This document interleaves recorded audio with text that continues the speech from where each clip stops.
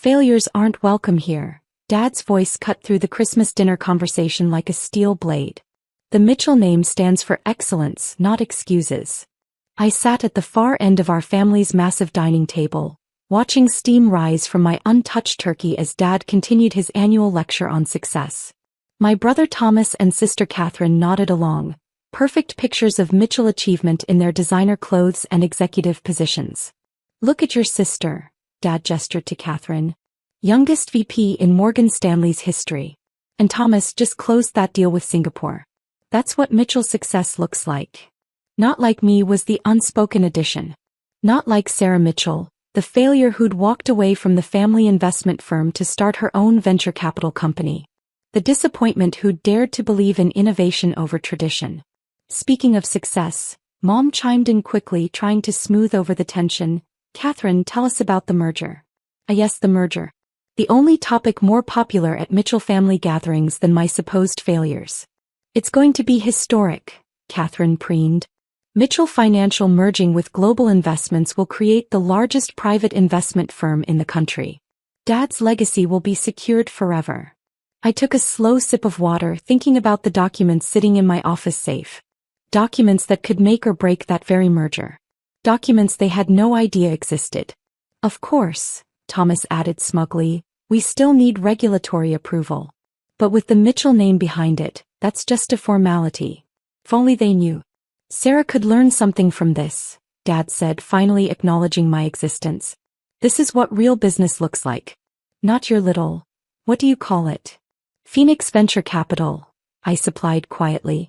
We focus on emerging technology and sustainable energy investments. Catherine rolled her eyes.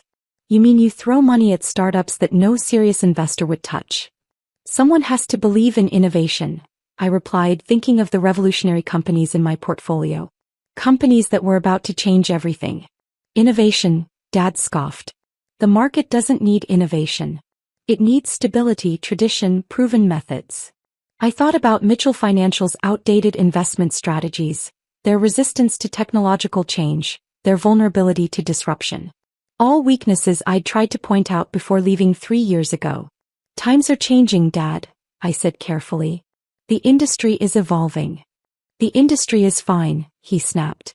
We're about to become the largest firm in the country. What have you achieved with your evolution? More than you could imagine, I thought, remembering the morning's confidential news. But I just smiled and returned to my cooling dinner. I saw your office the other day, Catherine continued, unable to resist twisting the knife. That little space above the coffee shop? So quaint. My little space was actually just a front. Phoenix Venture Capital's real headquarters occupied the top 5 floors of a downtown skyscraper. But they didn't need to know that. Not yet. It suits me, I said simply. That's the problem, Dad declared. You've always been too easily satisfied. No drive, no ambition. Just like your Aunt Marie. Aunt Marie, his sister who'd been similarly cast out for daring to challenge the Mitchell way of doing things. The same aunt who'd secretly backed my first investments, helping me build Phoenix into what it was today. How is Aunt Marie? I asked innocently. Still running that little tech company in Silicon Valley? Dad's face darkened. He hated being reminded that his rejected sister now ran one of the most successful technology firms in the world. We're not discussing Marie, he said firmly. We're discussing your continued disappointment of this family's expectations. And what expectations are those? I finally put down my fork. That I follow the same outdated strategies? That I ignore market changes? That I prioritize appearance over actual innovation? The table fell silent. I never challenged Dad directly. It wasn't the Mitchell way. How dare you, he started, but I wasn't finished. Did you know that sustainable energy investments saw a 300% return last quarter? That AI startups are revolutionizing financial services? That blockchain technology is transforming investment banking. Trendy buzzwords, Thomas dismissed. Real investment is about. About what? I interrupted. About doing things the same way they've been done for 40 years? About ignoring change until it's too late. Enough. Dad's fist hit the table, making the crystal glasses jump. This is exactly why you'll never be part of Mitchell Financial. You don't understand real business. I stood up slowly, smoothing my simple dress. No, Dad. I understand business too well. That's why I left. To fail on your own? Catherine smirked. To succeed on my own terms, I corrected her. And speaking of success, how's the merger's regulatory review going? Catherine's smirk faltered slightly. It's proceeding as expected. I nodded, gathering my things. Well, I should go. My little office has some work that needs attention. Running away again? Dad called after me. That's what failures do. I paused at the door, thinking of tomorrow morning's announcement. Of the chaos it would cause in their perfectly ordered world. No, Dad. Sometimes failures just know something you don't. Back in my real office, the one with the city view and my name on the door, I reviewed the situation one last time. 3 years of careful planning had led to this moment. My phone buzzed with a text from Aunt Marie. Everything in place? Yes, I replied. They have no idea. While Mitchell Financial had been busy maintaining traditions, I'd been quietly building the largest technology investment fund in the country. While they dismissed sustainable energy as a fad, Phoenix Venture Capital had become the leading investor in clean tech innovation. And now, just as they were celebrating their merger with Global Investments, they were about to discover that Global's board had secretly agreed to sell controlling interest to a different buyer. To Phoenix Venture Capital. To me. My assistant knocked softly. Ms. Mitchell? The papers are ready for your signature. I looked at the documents that would give me control not just of Global Investments, but of any merger they might attempt. The same documents that would force Mitchell Financial to either modernize or become obsolete. One small detail they missed, I murmured, picking up my pen. The failure they dismissed now owns their future. The signature took less than a second. The aftermath would last much longer. Should I send the press release? My assistant asked. No, I smiled, thinking of tomorrow's family breakfast, another Mitchell tradition I usually skipped. Let's deliver the news in person. After all, family should hear these things face to face. Sometimes the best revenge isn't proving them wrong. It's letting them discover just how right you've been all along. The Mitchell family breakfast was a monthly ritual that I'd skipped for the past 3 years. But this morning, as I rode the elevator to the private dining room of the city's most exclusive club, I knew my attendance would be unforgettable. Ms. Mitchell, the maitre d' greeted me with a respect I'd never received here before. Your family is waiting. And congratulations on the global acquisition. News traveled fast in financial circles. The morning papers had broken the story. Phoenix Venture Capital acquires Global Investments in surprise move. The business channels were already speculating about what this meant for the Mitchell Financial merger. They were about to find out. I heard my family before I saw them. Dad's confident voice carrying across the room as he held court at our usual table. The regulatory approval is just a formality now, he was saying. By next week, Mitchell Financial will be. He stopped mid-sentence as I approached. The whole table fell silent, taking in my appearance. No more simple dresses and minimal makeup. Today I wore power, a perfectly tailored Chanel suit, grandmother's pearls, quiet confidence that came from real success rather than inherited position. Sarah. Mom's voice was uncertain. We didn't expect. Clearly, I said, taking the empty seat at the head of the table, Dad's usual place. But given the morning's news, I thought we should talk. Catherine was frantically scrolling through her phone, her face growing paler by the second. Thomas was already on a call, speaking in harsh whispers about emergency board meetings. What news? Dad demanded, still operating in his bubble of Mitchell superiority. I pulled out the morning's Financial Times and placed it on the table. The headline said everything. Phoenix acquires Global. Mitchell merger in jeopardy. What is this? Dad grabbed the paper. This can't be right. Global is merging with us. No, I corrected him gently. Global was negotiating with you. But as of midnight last night, Phoenix Venture Capital owns 51% of Global's shares. Any merger would require my approval. The silence that followed was absolute. Even the ambient noise of the dining room seemed to fade away as my family processed what this meant. You. Catherine whispered. Your little startup bought Global? Phoenix Venture Capital is hardly a startup anymore, I replied, accepting a coffee from the hovering waiter. We're the largest technology investment fund in the country. Something you'd know if you ever bothered to look beyond your own assumptions. This is impossible, Dad's voice shook with rage. You can't have that kind of capital. You're just a failure. I finished for him. The disappointment, the one who didn't understand real business. I opened my briefcase and began laying out documents. Proof of Phoenix's holdings, our technology patents, our market position. While you were all celebrating tradition, I was building the future. While you dismissed sustainable energy as a trend, we became industry leaders. While you ignored technological innovation, we invested in companies that are transforming finance. But your office, Catherine sputtered. That tiny space above the coffee shop. A front, I smiled. Meant to keep people from looking too closely while we built something real. You'd be amazed what you can achieve when no one's watching.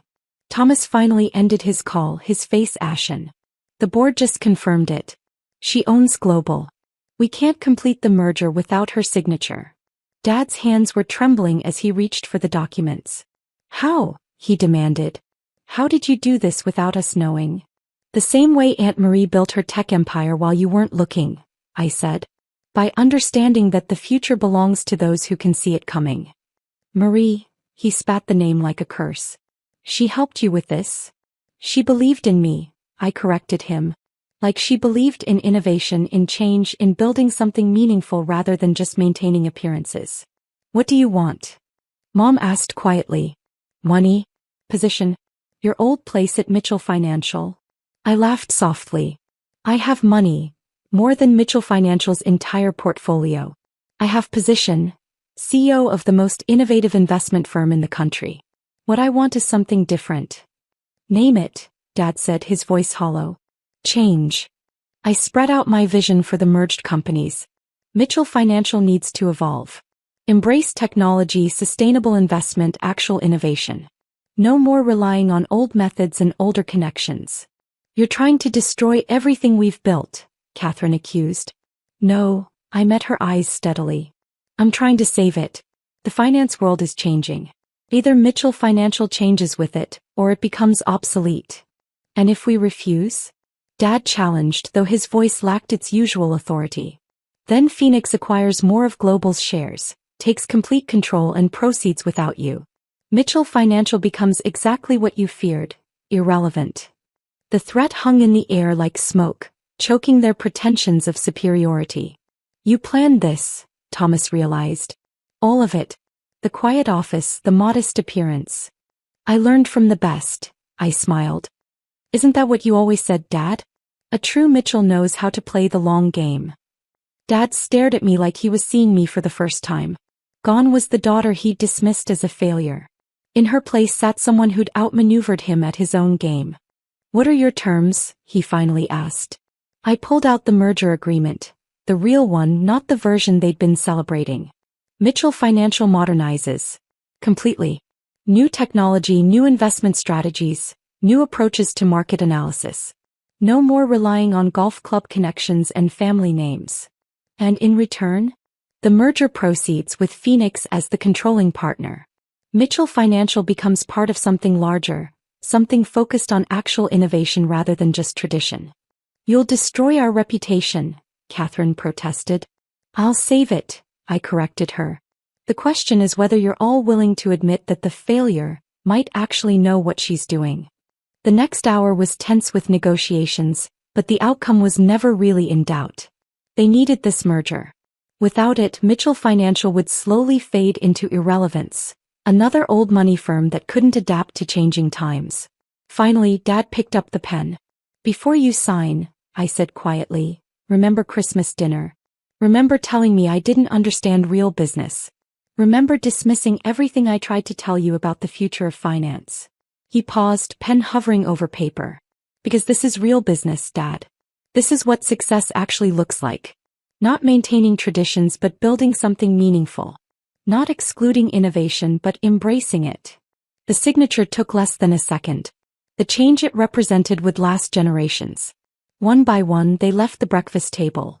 Dad looking older but perhaps wiser, Catherine and Thomas struggling to process their new reality. Mom lingered behind, studying me with new eyes. Marie would be proud, she said softly. She is, I replied. She's joining the board next month. The news made headlines for weeks. Mitchell Financial modernizes in landmark merger. Phoenix rising. How Sarah Mitchell transformed investment banking. Family firms face new reality in tech age. I kept my office above the coffee shop, a reminder of where I'd started and what I'd built while they weren't looking. But now it was just one of many Phoenix locations, each focused on different aspects of modern finance. Dad adapted, slowly but surely, finally seeing the value in the changes he'd once dismissed. Catherine and Thomas learned to respect innovation rather than fear it. The Mitchell name came to stand for something new, not just tradition but transformation. A year later, at the merged company's first annual meeting, I stood at the podium looking out at faces that once doubted me. Success isn't about maintaining what exists, I told them. It's about building what comes next. It's not about excluding change but embracing it. Not about avoiding failure but learning from it. I saw Dad in the audience, finally proud for the right reasons. Saw my siblings, understanding at last that real business meant real innovation. Sometimes, I concluded, the ones they call failures are just succeeding at something they don't understand yet.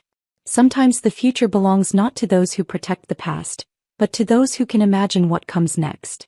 The standing ovation wasn't just for me. It was for every person who'd ever been dismissed, doubted, called a failure for seeing beyond the present moment. Sometimes the best revenge isn't proving them wrong, it's proving yourself right. Sometimes the failure they dismiss becomes the success they can't ignore.